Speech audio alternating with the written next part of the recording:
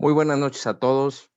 Es para mí un gusto darle la bienvenida a todos ustedes a este ciclo de conferencias en dermatología veterinaria. Qué gusto recibirlos nuevamente en esta segunda sesión. Y es para mí también eh, súper agradable ver la cantidad de médicos, de colegas que están visitándonos el día de hoy. Su servidor, Daniel Escarlata, médico veterinario. Y es para mí también un gran placer y un gran gusto eh, presentarles a la doctora Atsiri Yasmín Castillo Valerio. Ella es egresada de la Universidad de Guadalajara en Medicina Veterinaria y Zootecnia. Ha trabajado en control y asesoría de parásitos en el área de crianza de becerras en establos lecheros en la zona de los Altos de Jalisco. Realizó una estancia en el Laboratorio de Parasitología y Patología Animal en el Centro Universitario de Ciencias Biológicas y Agropecuarias, CUCBA. Cuenta con un diplomado en diagnóstico dermatológico y parasitología clínica en animales de compañía por Convipeg. Cuenta también con cursos en dermatopatología, en toma de muestras, citología, bromatología y nutrición animal. Actualmente labora en la clínica veterinaria VetDerm y es para mí un gusto el día de hoy. Es un placer recibirla con esta plática que va a ser muy ilustrativa y muy provechosa para todos nosotros. Doctora Tsiri, bienvenida. Micrófonos y pantalla, lo cedo a usted. Bonita noche a todos. Hola, ¿qué tal? Buenas noches. Muchísimas gracias por la presentación. Gracias por la oportunidad de poder compartir este espacio con ustedes. Espero que todos se encuentren muy bien y el día de hoy poderles aportar un poquito más para poder realizar su trabajo en la clínica diaria. Muy bien, entonces déjenme empezar a compartir pantalla. Perfecto. Entonces, como todos ya están enterados, el día de hoy vamos a hablar un poco sobre parásitos internos desde el punto de vista dermatológico.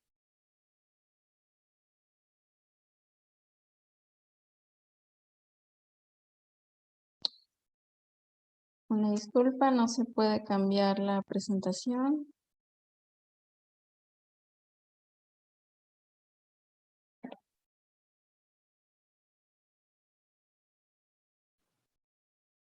A Mm, veces puede ser que se ponga un poquito lenta, doctora. Ok, a ver. Si no, en la parte inferior izquierda, usted va a ver Mm, unas flechitas en la mera esquina. ujú, Parte inferior izquierda. ujú. Y ahí va a haber unas flechitas con las que va a poder hacer cambios de diapositivas.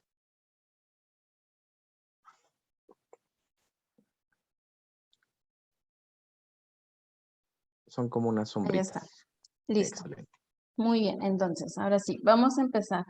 Antes de adentrarnos un poquito más en el tema, tenemos que quedar claros qué significa desde un punto un parásito. Tiene que quedar claro que últimamente se ha ido en los últimos años modificando este término. Este es uno de los que más me gustan porque es lo que más se adapta a lo que ya vemos actualmente. Entonces, es todo un ser vivo que habita en la superficie o en el interior de otro denominado hospedero, del que obtiene sustancias nutritivas y el medio ambiente adecuado para su desarrollo y o multiplicación y al que puede llegar a producir daño.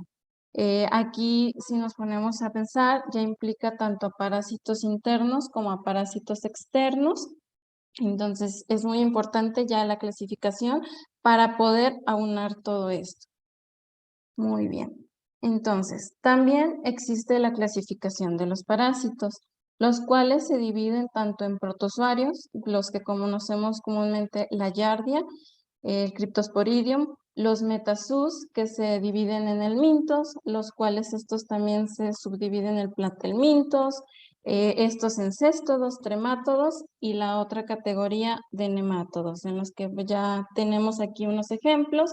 Está el ancilostoma, la toxocara, en nemátodos, los tremátodos como la fasciola hepática y en céstodos, el más claro ejemplo y que se une con dermatología, el dipilidio. siendo aquí la característica, y por eso se los señalé, los protozoarios y los helmintos los que tienen más actividad relacionada con los problemas dermatológicos. Aquí, en este artículo que fue realizado en el 2015, realizaron un estudio a 380 pacientes, tanto los que llegaban a la clínica a consultas, tantos como los que se encontraban en pensión, a los cuales se les realizaron diferentes tipos de métodos de coproparasitoscópicos, en los cuales incluso si ustedes en su clínica diaria llegan a realizar este tipo de estudios, van a estar de acuerdo con este artículo. Generalmente lo más que solemos encontrar en pacientes que nos llegan desde cachorros hasta adultos es el ancilostoma, seguido por la isospora, el Dipylidium caninum, la Giardia, que incluso esa considero debería de estar un poquito más arriba porque por lo menos aquí en la clínica que yo realizo a diario son de los que más encuentro, no me falla ningún día, seguido de Toxocara canis, Trichuris vulpis y Uncinaria. Claro, aquí cabe de destacar que esto fue realizado en Tabasco. Sí lo hemos llegado a observar aquí en Jalisco, pero también ahí predomina como por otros estados de México. Muy bien, entonces a este punto, para empezar en introducción más al tema que vamos a hablar, nos podríamos estar preguntando, ¿en qué afectan los parásitos internos a los problemas dermatológicos? Si a mí me llega un paciente por una simple consulta para desparasitar, ¿en qué tiene que ver si estoy tratando algo digestivo con algo de la piel? Y aquí queda un punto muy importante y que a lo mejor muchos no nos ponemos a pensar. El Dipylidium, que es uno de los parásitos más comunes que se observan, tiene que ver mucho con la pulga, ya que la pulga funge como un hospedero intermediario para poder llegar a su hospedero definitivo. Entonces, si nosotros tenemos el piquete de una pulga y solamente nos enfocamos a tratar la cuestión del parásito, tenemos que tratar todo. Ahí es donde es un punto muy clave que se une mucho con la dermatología, puesto que en mi paciente van a existir pulgas, las cuales van a detonar en toda una reacción inmune que van a generar prurito. Este prurito se va a llevar a que el paciente llegue a ingerir esta pulga para que pueda haber una infestación por parte del Dipylidium. Entonces, desde ahí ya nos vamos aunando con este tema. Muy bien, entonces, para iniciar un poquito, yo tengo a mi paciente en mi clínica. Llegó, el propietario me comenta que está muy preocupado y tiene que ver mucho también últimamente con lo de la pandemia, que la gente ha llegado a observar más a su mascota, como han estado en casa trabajando, etcétera. Me comenta que ha notado mucho malestar en su mascota, se está rascando, incluso al grado de lastimarse la piel, se chupa patitas, no duerme ni el propietario como nuestro paciente, de estarse rascando, incluso algunos dejan de comer. Entonces es algo que les molesta bastante. Entonces nosotros aquí empezamos a tomar historia clínica, anamnesis, etcétera, desde hace cuánto empezó, todas estas preguntas relacionadas. Entonces me comentan que hay prurito. Aquí vamos a partir en los signos clínicos. Me comenta el propietario que su mascota últimamente ha presentado el prurito, de ahí fue agravando y presentó eritema, inflamación, ya tiene otitis, ha estado rascando o agitando mucho las orejitas, y aquí entonces nosotros empezamos a dudar un poquito. ¿Será una alergia alimentaria o será una alergia ambiental, también conocida como dermatitis atópica canina o síndrome atópico felino? Son preguntas muy importantes que debemos de hacer. ¿Desde cuándo empezó? ¿Qué edad tiene? ¿Mi paciente es joven, cachorrito, un adulto, un geriatra? Si hay estudios de sangre, si fue primero la comezón antes que las lesiones o al revés, En el caso de los gatitos, que haya incrementado la bola de pelo, que se esté arrancando el mismo el pelaje o que esté tirando más de lo habitual este pelito, si hay presencia de pústulas, cosas cuales ya observamos al momento de realizar el examen físico. Y muy importante y lo que más nos va a ayudar son los signos digestivos. Se los voy a explicar un poquito más adelante. Bueno, en primero, para poder nosotros guiarnos si nuestro paciente está teniendo una dermatitis atópica o una alergia alimentaria, tenemos que fijar mucho en estas preguntas. ¿Presenta estacionalidad? Es característico que en las alergias ambientales se presente estacionalidad, es decir, va a presentar temporadas del año en la que nuestro paciente se encuentre en perfectas condiciones, no tenga ni comezón, no esté rojo, etcétera, pero de repente hay otra temporada en la que esa comezón se detonó, así se disparó y enormemente, y ahora empezó con el enrojecimiento, etcétera. Entonces son puntos a preguntar o si desde que inició lo ha presentado durante todo ese periodo. Y ahí ya nosotros empezamos a hacer nuestro criterio médico. Y como les comentaba, la edad, generalmente los pacientes atópicos inician entre los 3 a 2 años de edad aproximadamente. Entonces, ahí es otro punto clave. Sí tenemos pacientes que empiezan un poco más grandes, incluso han llegado pacientes que entre los 5 a 7 años empezaron con problemas alérgicos. Entonces, sí es muy importante para tener en cuenta. ¿Cuándo inició? ¿Cuánto tiempo lleva así? Puede que mi paciente haya iniciado hace un año y el propietario apenas se dio cuenta, o inició hace 2 meses, pero ya viene muy crítico tanto la inflamación como la comezón. Y esta pregunta importante, ¿respondió a tratamientos anteriores? Muchos nos suelen decir, sí, sí mejoró, sobre todo a corticoides, pero justo cuando le dejé de dar el tratamiento, mi perrito otra vez se agravó.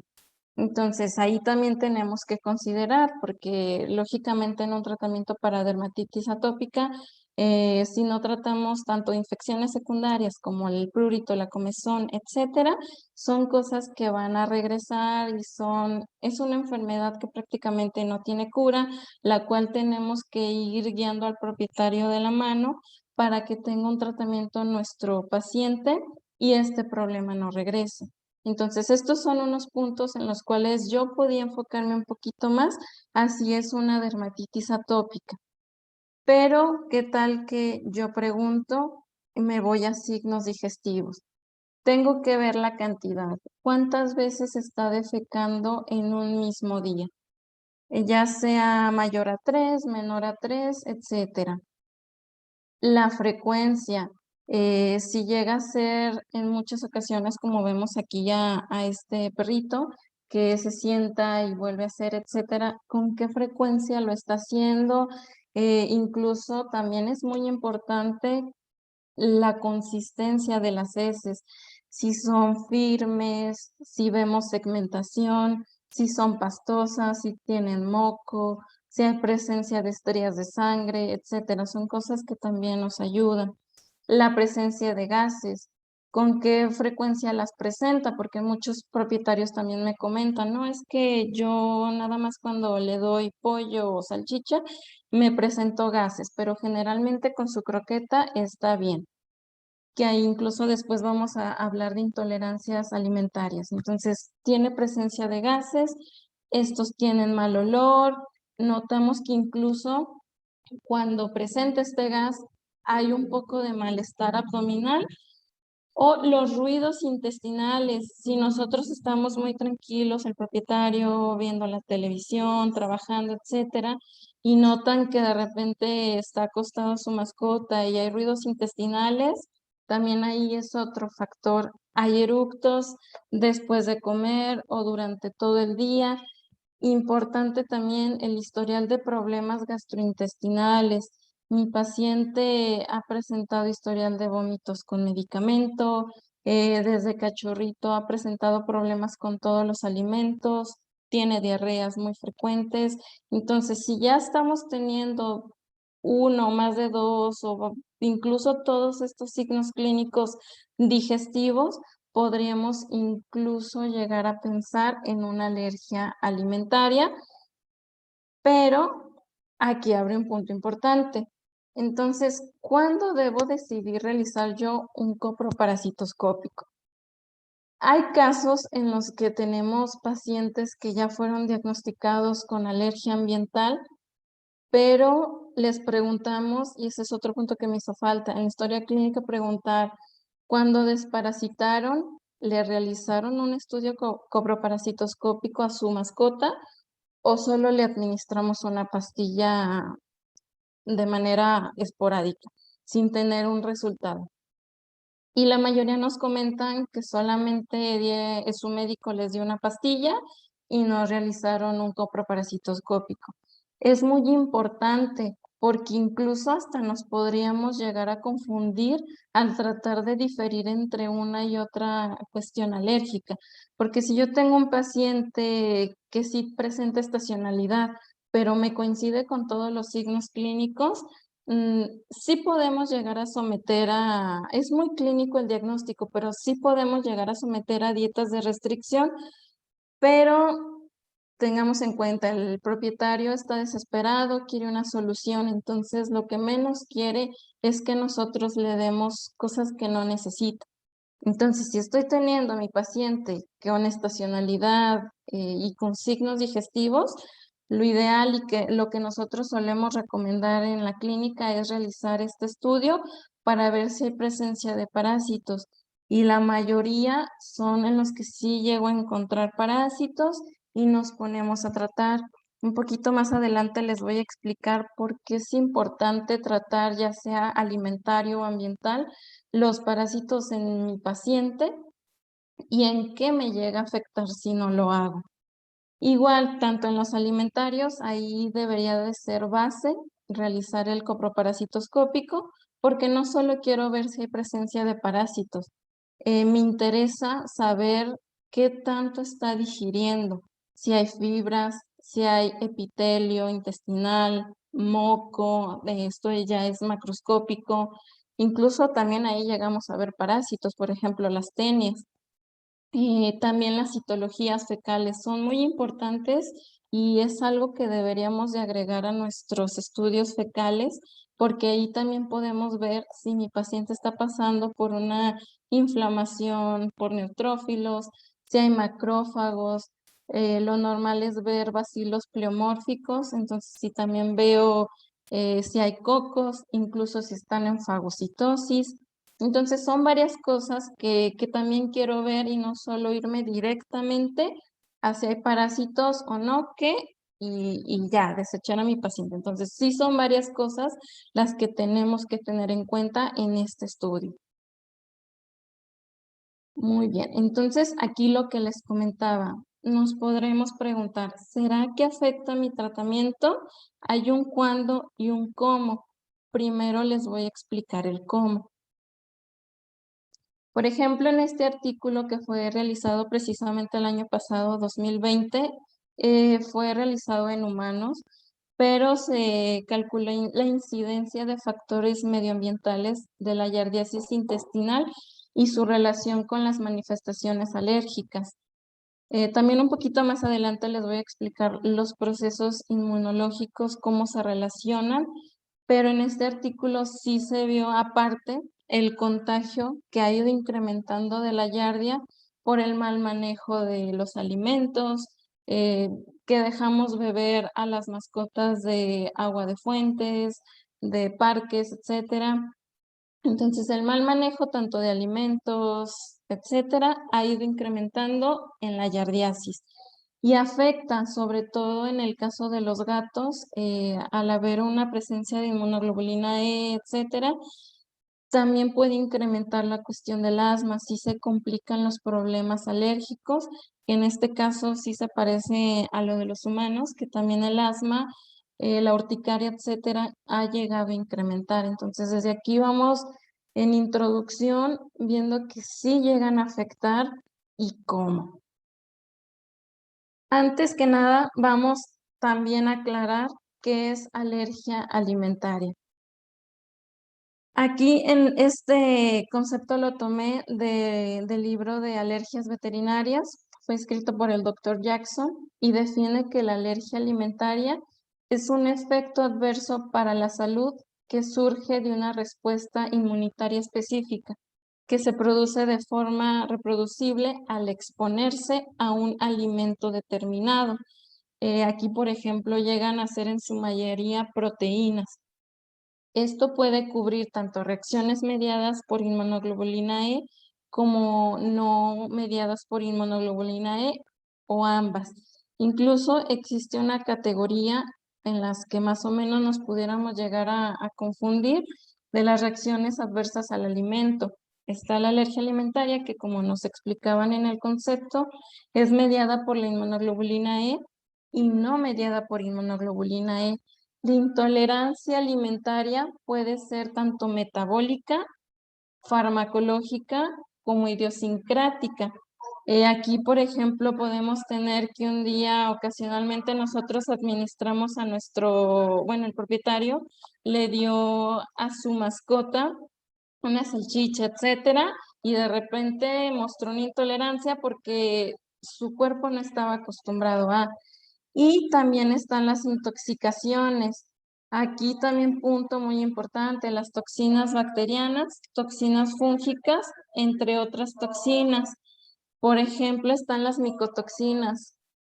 Aquí también es clave decirle al propietario que tenga un correcto manejo del alimento de sus mascotas, que no compren quileado porque no desconocemos cómo realizan el manejo de. Son ya condiciones estrictas que se deben de tener si el manejo del alimento tiene que ser en tarima, etcétera. Entonces, las micotoxinas también son uno de los riesgos que llegan a generar otro tipo de enfermedades. Muy bien, entonces, y tenemos a la dermatitis atópica, que esta es una enfermedad cutánea inflamatoria y pruriginosa genéticamente predispuesta con manifestaciones clínicas características asociadas con anticuerpos a inmunoglobulina E, dirigidos con mayor frecuencia contra alérgenos ambientales. Esto también va enteramente ligado con es muy genético. De hecho, últimamente se le ha relacionado con la epigenética porque tiene que ver, si nosotros tenemos un paciente que había estado estable y nos ponemos a pensar un poquito, hay últimamente mayor exposición a alérgenos, los cambios de dieta continua, el cambio climático, etcétera, han ido incrementando estos alérgenos, lo que va haciendo que aquel gen que mi paciente presentaba se llegara a detonar por esa ligera exposición que poco a poco se fue dando. Aquí igual aunamos. En estos pacientes se tiene una barrera cutánea normal, la cual va relacionada con la genética, el medio ambiente, los alérgenos, las dietas, como les comentaba, los cambios de dieta, que últimamente también se ha vuelto un problema muy frecuente. Nos comentan muchos propietarios, oye, ¿sabes qué? Es que ya le he cambiado 5 veces de alimento a mi mascota porque no le apetece ninguna. Entonces están buscando entre una y otra, etcétera, se van haciendo cambios. Y aquí también se relaciona un poco lo de las cuestiones de los granos.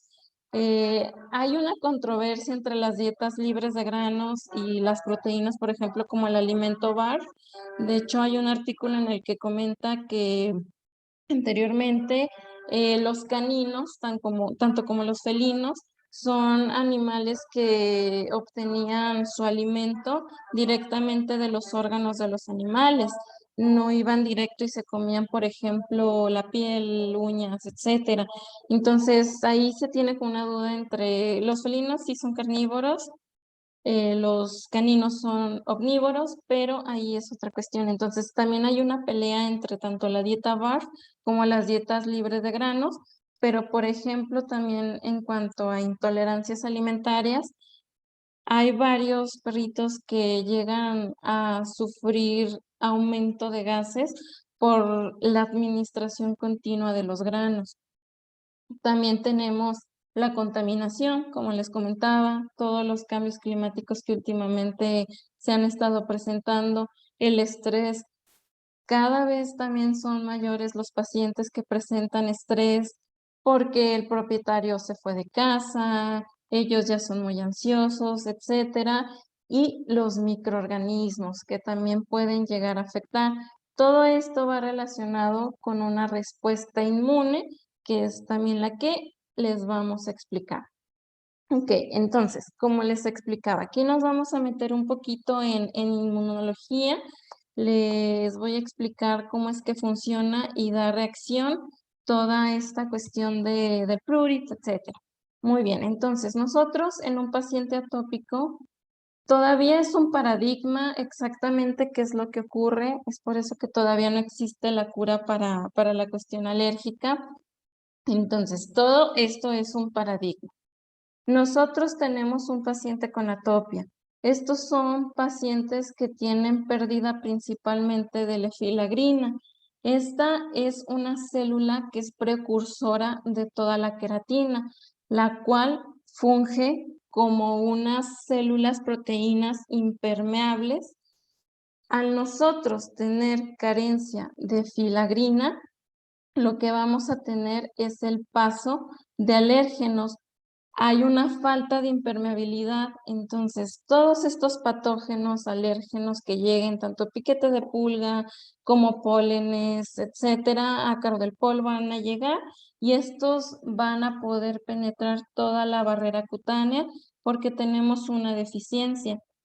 Entonces va a ocurrir todo un proceso inmunológico en el cual las células de Langerhans que fungen como células receptoras van a captar esta reacción, lo que va a detonar que las células TH2, tanto como los mastocitos, capten la presencia de inmunoglobulina E, que a esta primer fase se le llama sensibilización.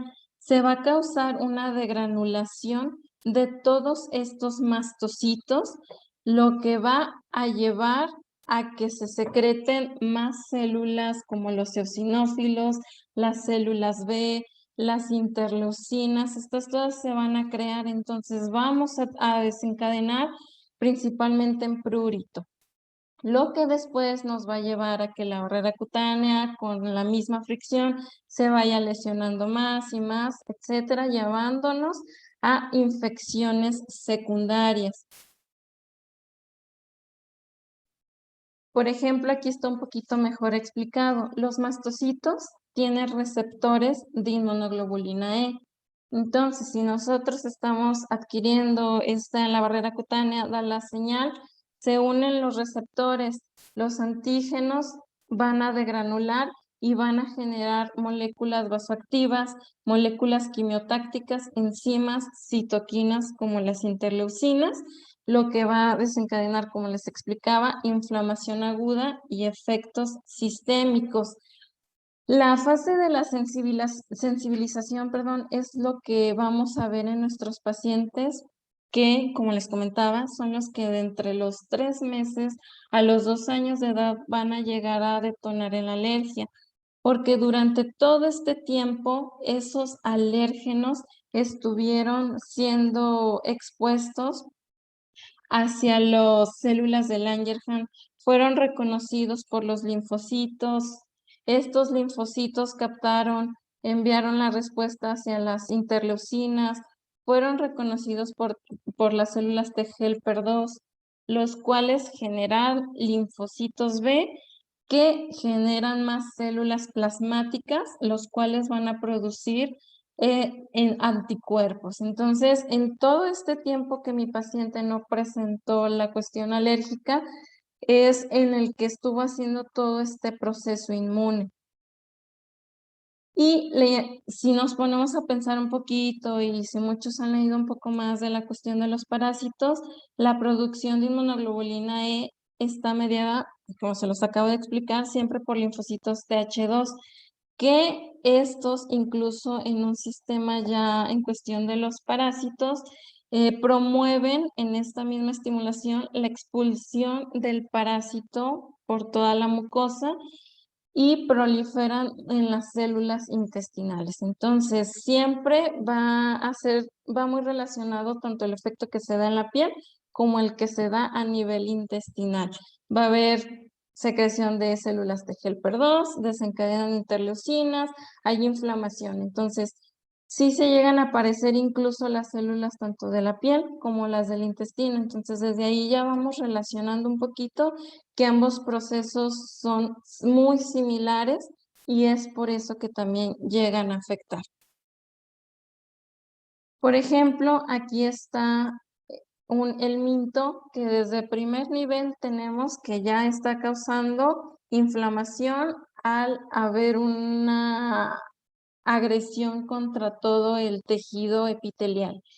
Entonces, es exactamente igual que lo que pasó en la piel. Tenemos mastocitos sensibilizados por una respuesta de inmunoglobulina E por parte de los antígenos secretores de los helmintos, los cuales otra vez van a generar moléculas vasoactivas que nos van a dar la inflamación, contracción del músculo liso y esto también, estos procesos los hacen los parásitos porque que no se nos olvide recordar, ellos siempre van a tratar de evadir todas estas respuestas inmunes porque a final de cuentas lo que ellos quieren y ven al organismo es como un lugar en donde cobijarse. Son, por eso el nombre de parásitos, en otros términos, siempre tratan de buscar su estabilidad, tanto del parásito como del hospedero, porque tienen que seguir alimentándose, a menos de que cometan errores, como en el caso de cachorros que causan obstrucciones o tengan un mal manejo y ya empiecen a detonar en signos clínicos, que es cuando generalmente ya nos damos cuenta de su presencia y ya nos encargamos de eliminar. Por ejemplo, aquí también está otro un poquito más explicado de la cuestión de la inmunología. Tenemos a las células tanto asociadas a patógenos como a patrones moleculares asociados a daño. Y está el tejido epitelial, las células que nuevamente retomamos. Las interleucinas nos generan eosinófilos, células B, las células dendríticas también generan las células TH2. Entonces, es todo un proceso en el que llegamos otra vez a asimilarnos a la cuestión de los tanto piel como parásitos. Y nos volvemos a hacer la pregunta, ¿será que afecta mi tratamiento? Ahora vamos a explicar cuándo.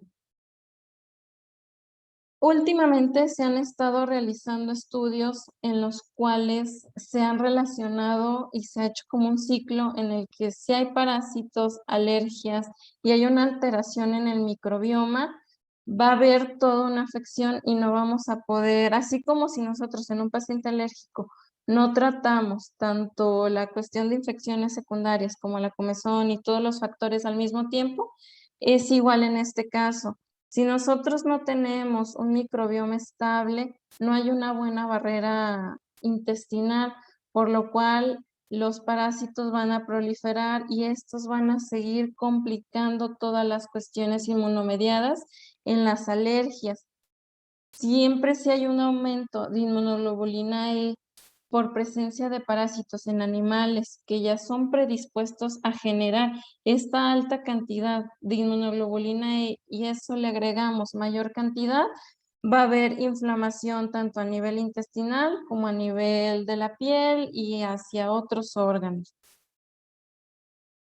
Ok, entonces, por ejemplo, este artículo, este es uno de los tratamientos que hemos estado realizando en la clínica en pacientes que ya sometimos a desparasitación. Hemos notado que por más que tratemos de combinar, porque esto ya no es de dar solo una pastilla, y aquí también debería de recordarles, ya no debemos de decir, ok, vienes a desparasitación, toma tu pastilla y toma dale esta otra a tu cachorrito a los 15 días. Siempre traten de realizar coproparasitoscópicos y recuerden los ciclos de los parásitos. Ya no todo es 3 días seguiditos del medicamento, a los 15 días vuelvo a dar y después al mes. Entonces, vamos creando tanto resistencia como se ha ido creando hacia los antibióticos, así últimamente se ha ido creando resistencia hacia los antiparasitarios, porque nuestros parásitos, así como llegan a evitar esas barreras del sistema inmune para ser eliminados, llegan a generar resistencia, sobre todo la yardia. La yardia es una de las que más suelen mutar, va captando todo y son de las más resistentes y difíciles de controlar. Incluso últimamente la yardia ya no es de los parásitos que se tienen que erradicar, sino más mantenerlos estables, porque sí ha sido muy difícil ya tratarlos de mantener erradicados, ya es algo que no se puede. Entonces nosotros, si ya dimos desparasitantes combinados, hemos recurrido a este plasma porcino que es atomizado. Este nos ayuda, son inmunoglobulinas. Lo que a final de cuentas nos va a ayudar es que todos esos enterocitos, las vellosidades, se recuperen, porque recordemos que la yardia, que es uno de los que más solemos ver, y los que yo veo más en la clínica diaria, llegan a afectar las vellosidades intestinales, incluso los enterocitos. Entonces, si nosotros tenemos una afección en esa mucosa digestiva, no hay buena captación de nutrientes, prácticamente casi todo se lo está llevando la yardia, tenemos diarreas con mucho moco, sangre, etcétera. Entonces tenemos que recurrir ya no solo a la cuestión del desparasitante, tiene que ser manejos con otras cosas, como en este caso estamos usando este plasma, tanto como el manejo medioambiental. Entonces, este ha sido un muy bueno de los tratamientos. Muchos pacientes han mostrado mejora tanto con la desparasitación como con la administración del plasma, que vamos mejorando toda la barrera cutánea. Importante dar probióticos. Ya es decisión de ustedes si darlos antes, durante o después de la terapia de todo este proceso. Y este lo tomé del mismo artículo del plasma. Recordemos, si nosotros tenemos un sistema digestivo, un sistema respiratorio y un sistema urogenital, todo esto debe de estar estable. Tenemos líquido tanto extracelular como intracelular. Todo tiene que estar en armonía para que no detone en ninguna cuestión agresiva. Si no tengo un control de las células inflamatorias por todo el sistema, va a haber una complicación, que aquí es donde funge un poquito la cuestión del plasma a nivel de tracto gastrointestinal. Se unen todos estos signos de NALT, BALT, GALT, que tenemos que mantener en sintonía. Entonces, si nosotros mejoramos esta barrera tanto digestiva, que al mismo tiempo nos ayuda con la barrera cutánea, vamos a tener una homeostasis, que es lo que queremos lograr para poder llevar este tratamiento muy armónico y por fin lograr controlar tanto los signos clínicos de mi paciente alérgico como los signos que estaba presentando de diarreicos o cambios en todas estas heces, gases, etcétera, signos que, como les comentaba, no es un paciente alimentario, es un paciente atópico ambiental, pero tiene signos digestivos.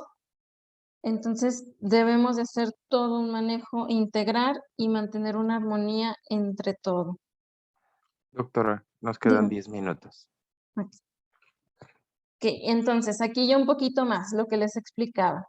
Si nosotros unimos todas estas mucosas, mantenemos en sintonía, vamos a lograr mejorar nuestro tratamiento. Por ejemplo, en este artículo, es de este año del Dr. Craig,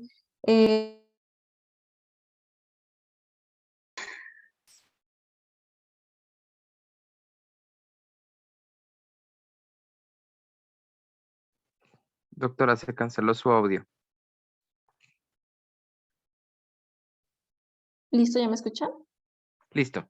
Ok, perfecto. Ok, entonces, últimamente ya se ha tratado no solo el trasplante de microbiota para mejorar enfermedades como lo de las enfermedades inflamatorias, sino también como la cuestión de la dermatitis atópica, porque todo esto va relacionado. Si nosotros mantenemos una integridad estructural y funcional del intestino y en la regulación del sistema inmunológico, vamos a lograr que nuestro paciente se proteja contra todos estos enteropatógenos, igual que en la mucosa cutánea. Vamos a proporcionar beneficios nutricionales al huésped que logren captar todos estos nutrientes y no todos se lo estén llevando los parásitos.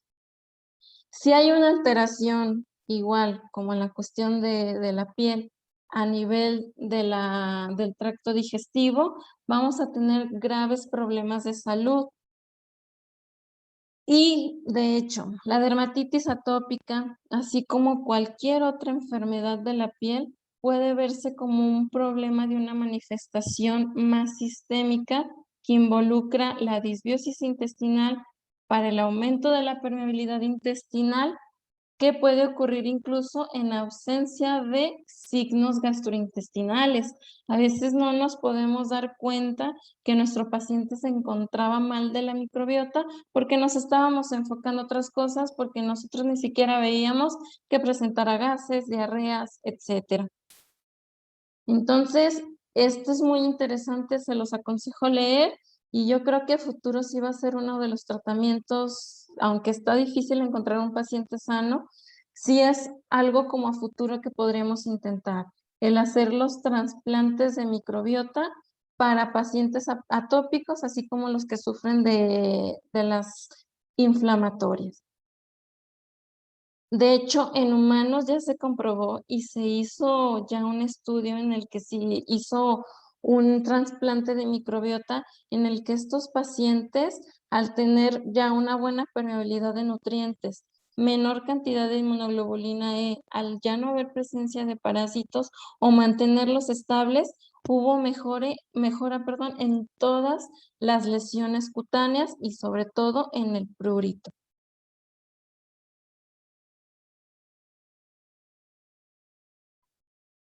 Ok, aquí ya rápidamente les voy a comentar dos de los casos más destacables que hemos tenido. Orión es un gran danés macho de 2 años que fue diagnosticado con dermatitis atópica canina, que incluso anteriormente le daban una dieta BARF. Este paciente le encontramos Yardia, tenía en un nivel del 0 al 4 un número 4 y estaba muy afectada su microbiota con sobrecrecimiento de levaduras.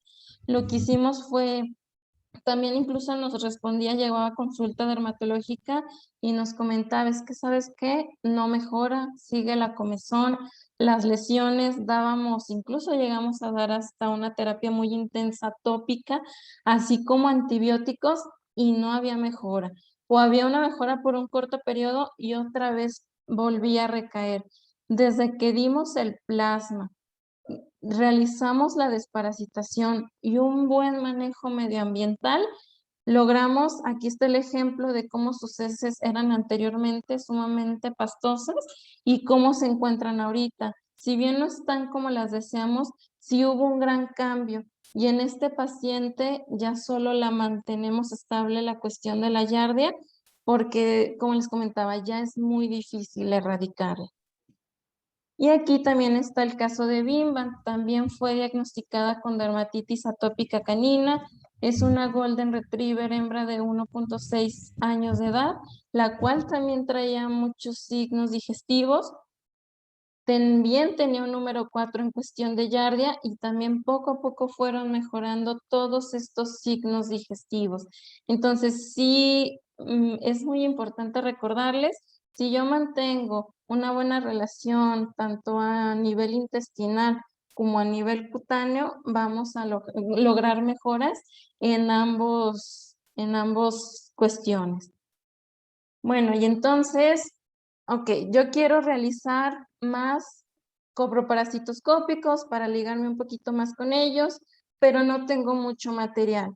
Lo que yo les recomiendo, y no es tan tardado para que puedan llevar un poquito más su clínica, es simplemente tener Lugol para poder teñir, que eso les facilitará ver muchísimo mejor los huevos de los parásitos, así como las levaduras. Una solución ya sea HT o de preferencia solución salina, mi muestra, unos palillos con los cuales yo pueda esparcir hisopos para poder realizar las citologías, portaobjetos y cubreobjetos. Aquí les voy a explicar rápidamente cómo realizar uno. El frotis directo puede realizarse ya sea con Lugol o con solución salina, o incluso pueden realizarse los dos para hacer una comparativa. Lo único que tenemos que hacer es colocar una gotita sobre un portaobjetos, tomar una muestra más o menos del tamaño de una ajonjolí. Importante, y les recomiendo más los palillos que son como de brocheta para poder realizar más fácil los movimientos rotatorios. Esto se va a homogenizar con movimientos, como les comentaba, circulares o rotatorios sobre la solución. Es importante, y para que no nos bailen todos los parásitos, las bacterias, etcétera, quitar todo el excedente, porque a nosotros dejar, por ejemplo, grumitos, eso va a impedir que haya buena conexión entre el porta y el cubre y no nos va a dejar ver muy bien. Ya después, quitando todos los excedentes, colocamos el portaobjetos. Importante también para que no nos dificulte la observación hacia el microscopio, retirar todo el excedente tanto de la solución salina como del Lugol. La citología fecal, si pueden, incrementen realizarla, incluso les sirve para practicar citologías normales, porque es muy importante determinar la microbiota. Sí tenemos que estar ahí muy atentos de cómo se encuentra. Lo único que tenemos que hacer es tomar con un hisopo la muestra, ya sea si se las llevaron, como en este caso, a su clínica, o muchísimo mejor si pueden directamente del paciente, para después aplicar sobre un portaobjetos en movimientos rotatorios, y lo que vamos a hacer es teñir tanto en tinción tipo Giemsa, que en este caso yo uso la tipo Disqui, para teñir y poder ver todas estas cuestiones, células inflamatorias, bacterias, etcétera. Entonces ya observamos a microscopio, y algo que no se les olvide y les voy a recordar, porque sí, muchas veces nosotros nos hemos llegado a confundir que una levadura, un polen puede ser una toxocara, porque sí se llegan a aparecer. Aquí les dejo algo muy importante: cómo podemos ver tanto a campo 10 como a campo 40X. Por ejemplo, lo que podemos llegar a ver en objetivo 10 son, en este caso, como el ancilostoma, toxocaras. Aquí podemos ver un poquito más chiquititas las yardias, y en la cuestión de John 40 vamos a ver enormes a los parásitos tanto de toxocara como de ancilostoma, y ya se tiene una buena vista de la yardia, que en este caso, si me regreso un poquito, aquí estaba en objetivo 40 y ya la vemos un poquito más cercana. A veces sí se nos dificulta observarla porque tenemos la presencia de levaduras, bacterias, etcétera, pero solo es cuestión de poco a poco ir entrenando, etcétera, y es muy fácil de ver. Pero estas dos imágenes les van a servir muchísimo para poder hacer la comparativa, que no se confundan con pólenes, ir directamente a ver si es un parásito o no, y no tener como esa duda. Ya como último, sí me gustaría como dejarles esos puntos de ya no realizar desparasitación sin haber realizado un coproparasitoscópico. De verdad, no tenemos una lista tan grande de antiparasitarios como para estar haciendo mal uso de ellos e ir causando resistencia. Entonces, si pueden, cada que llegue un paciente, sugerirles, incluso les ayuda más a ustedes como clínicos, tanto en economía como de aprendizaje, el incorporarlos y hacer el tratamiento de.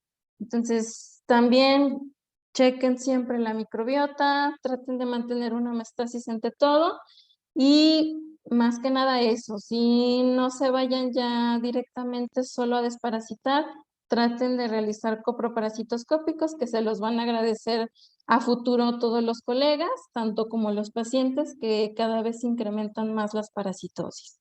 Ujú. Listo. Ya solo queda al pendiente para algunas dudas, preguntas que tengan. Igual si me permiten dar un aviso muy rápido.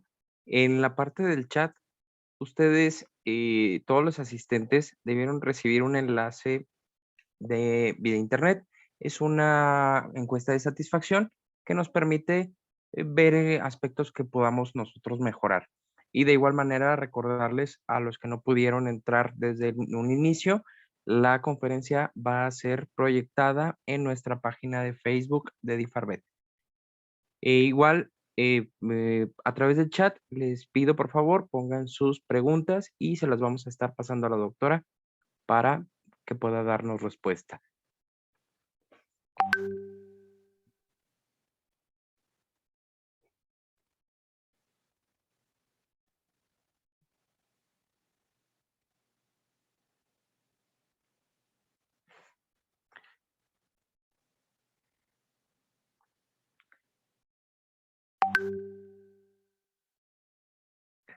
O si gustan abrir su micrófono y quieren hacer su pregunta directamente, lo pueden hacer sin problema. Igualmente recordarles que el día 9 de diciembre vamos a tener una pequeña rifa. Entonces también es importante que nos compartan sus datos para que puedan acceder a la rifa de un libro de especialidad en medicina veterinaria.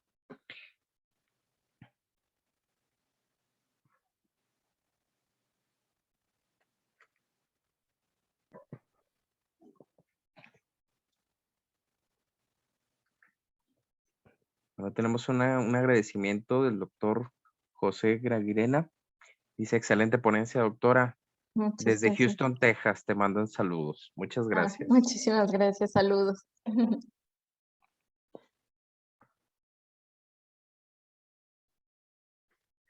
Ok, empiezan a llegar las preguntas. Qué bueno. Dice,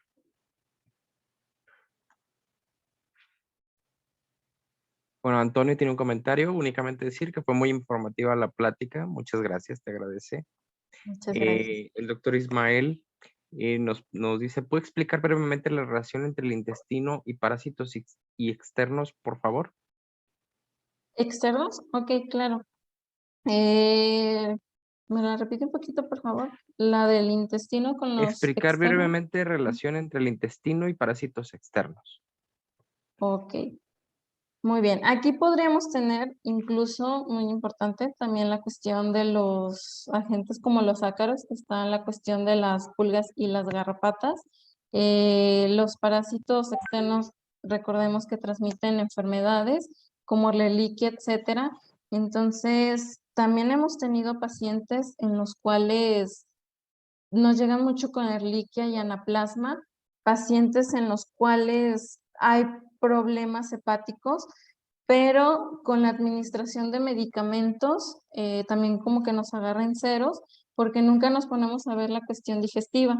Entonces, una vez que nosotros estamos dando el tratamiento para tratar porque se usan dosis muy altas de cortisona y antibióticos, lastimamos muchísimo la microbiota. Entonces, parásitos que estaban ahí estables, incluso no nos causaban ninguna afección, detonaron. Sí tenemos esa cuestión, entonces sí también esa cuestión inflamatoria que se desarrolla nos perjudica para el tratamiento de incluso la yardia se llega a depositar en estos tubos, también complica las enzimas, tanto hepáticas como renales. Entonces, ahí tenemos otro desbalance. Si todo estaba bien y nosotros dimos todo ese arsenal de medicamentos, causamos inflamación, dimos como respuesta hacia los parásitos que nos perjudicaron también a otros órganos. Esa sería como la cuestión desde mi punto de vista que afectaría.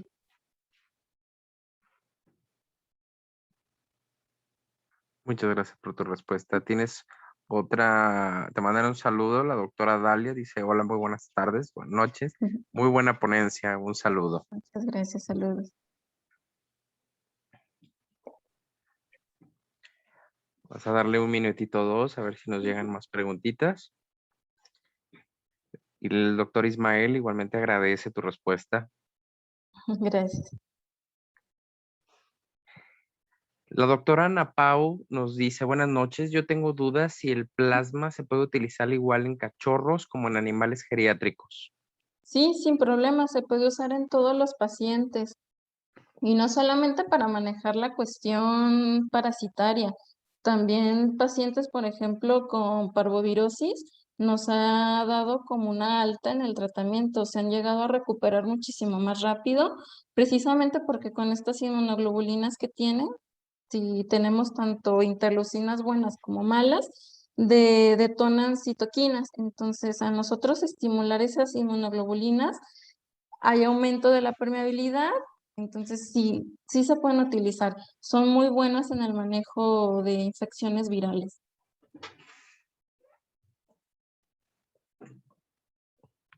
Muchas gracias por tu respuesta. El doctor ¿No? Mario te manda un saludo y un agradecimiento sobre todo, que dice,